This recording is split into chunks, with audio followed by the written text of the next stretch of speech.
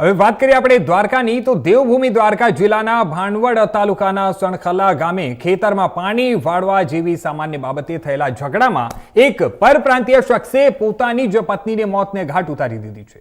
આપણે જણાવી દઈએ કે પોલીસે ગણતરીના કલાકોમાં જ આરોપી પતિની ધરપકડ કરી અને જેલના સળિયા પાછળ ધકેલી દીધો છે। આ ઘટનાની વિગત મુજબ આપણે વાત કરીએ તો મૂળ મધ્યપ્રદેશના રતલામ જિલ્લાના વતની અને હાલ પોરબંદરના સોઢાણા ગામે રહી ખેત મજૂરી કરતા નંદરામ સોમા ગરવાલ, જેની ઉંમર વર્ષ આશરે 32 છે, તે ગત સોમવાર એટલે કે 9 તારીખના રોજ ભાનવડના સણખલા ગામે ખેતરમાં કામ કરી રહ્યો હતો અને બપોરના સમયે ઘઉંના પાકમાં પાણી વાળવા જેવી સામાન્ય બાબતે નંદરામને તેની પત્ની રેખાબેન સાથે ઉગ્ર બોલાચાલી થઈ હતી અને આ બોલાચાલીએ જોતા જોતામાં હિંસક સ્વરૂપ ધારણ કર્યું હતું। ઉશ્કેરાયેલા જે નંદરામે લોખંડના પાવડા વડે પત્ની રેખાબેનના માથામાં જીવલેણ ઘા ઝીક્યા હતા।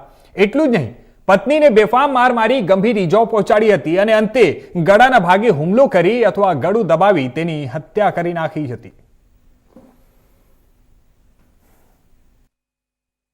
તારીખ 9/2/2026 રોજ ભાનવડ પોલીસ સ્ટેશન વિસ્તારના સણખલા ગામ ખાતે એક હત્યાનો બનાવ બનવા પામેલ હતો। આ બનાવ જે છે તેમાં જે મરણ જનાર છે તેનું નામ રેખાબેન ગરવાલ છે, ઉંમર વર્ષ 30। આ જે હત્યાનો બનાવ છે એની ટૂંક વિગત એવી છે કે રેખાબેન તથા તેના પતિ ત્યાં આગળ સણખલા ગામના વાડી વિસ્તારમાં કામ કરતા હોય તે બાબતે ઘઉંમાં પાણી વાળવા બાબતમાં બંને પતિ પત્ની વચ્ચે નાનો બબાલ થઈ હોય।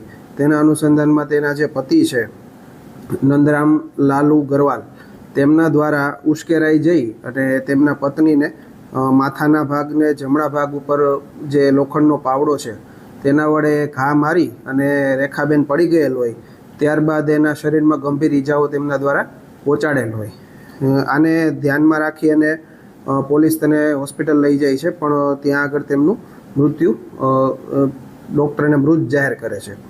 જેના અન્વયે જે ફરિયાદી છે પ્રતાપભાઈ કોડિયાતર, તેમના દ્વારા ભાનવડ પોલીસ સ્ટેશન ખાતે ધોરણસરાની ફરિયાદ આપવામાં આવે છે અને બીએનએસની કલમ 103(1) તથા જીપી એક્ટ 135(1) હેઠળ ભાનવડ પોલીસ સ્ટેશનમાં આનો ગુનો દાખલ કરવામાં આવે છે। જે આરોપી છે તેને પોલીસ દ્વારા ધોરણસર અટક કરવામાં આવેલ છે।